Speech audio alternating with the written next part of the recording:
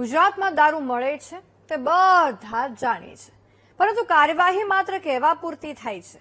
જો પોલીસ ધારે ને તો બુટલેગરોના અડ્ડા એક રાતમાં બંધ કરાવી શકે છે, અને તેનું ઉદાહરણ ખુદ પોલીસે જ આપી દીધું છે, જેમાં હવે પોલીસે ડ્રોન કેમેરાની મદદથી બુટલેગરોના અડ્ડા પર પહોંચીને દારૂ ઝડપી પાડ્યો. ત્યારે કેવી રીતે ત્રીજી આંખના ઉપયોગથી પોલીસ બંધ કરાવી શકે છે દારૂના અડ્ડા, આવો જોઈએ.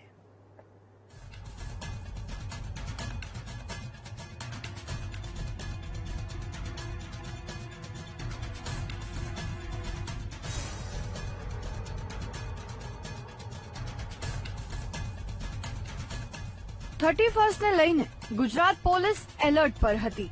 પોલીસે રસ્તાઓ પર નાકાબંધી કરી હતી, પરંતુ સાથે સાથે કેટલાક જિલ્લાઓમાં પોલીસે ડ્રોનથી બુટલેગરોના અડ્ડા પર નજર રાખી અને દારૂના અડ્ડાઓ ઝડપી પાડ્યા.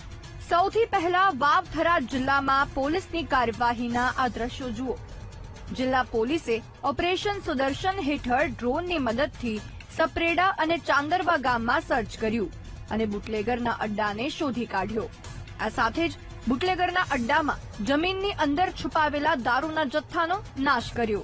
પોલીસે દેશી દારૂનો નાશ કર્યો, જ્યારે 14,668નો વિદેશી દારૂ જપ્ત કર્યો. જો કે આ કાર્યવાહી માત્ર 2 ગામ પૂરતી નથી.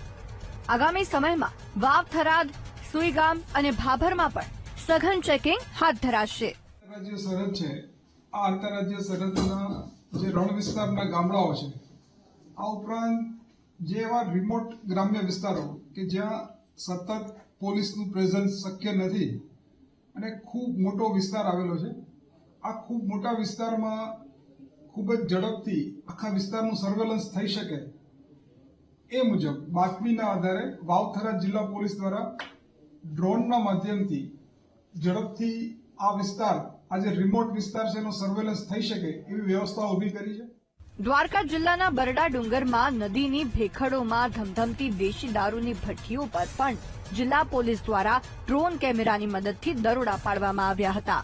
ડ્રોન કેમેરાની મદદથી પોલીસે સ્થળ પર પહોંચી 2200 લીટરના દેશી દારૂનો નાશ કર્યો હતો, જ્યારે 1,32,000નો મુદ્દામાલ જપ્ત કર્યો. જો કે પોલીસની રેડની ભનક લાગી જતા બુટલેગર બાબર મોરી અને જીવણ મોરી ફરાર થઈ ગયા હતા. અહીં કહેવાનો મતલબ એટલો જ છે કે જો પોલીસ ધારે તો બુટલેગરના અડ્ડાઓનો કાયમી માટે નાશ કરી શકે છે, પરંતુ જો ધારે તો. દ્વારકાથી સંવાદદાતા અશોક માણેકના રિપોર્ટ સાથે થરાદથી હાજાજી રાજપૂતનો રિપોર્ટ, VTV ન્યૂઝ.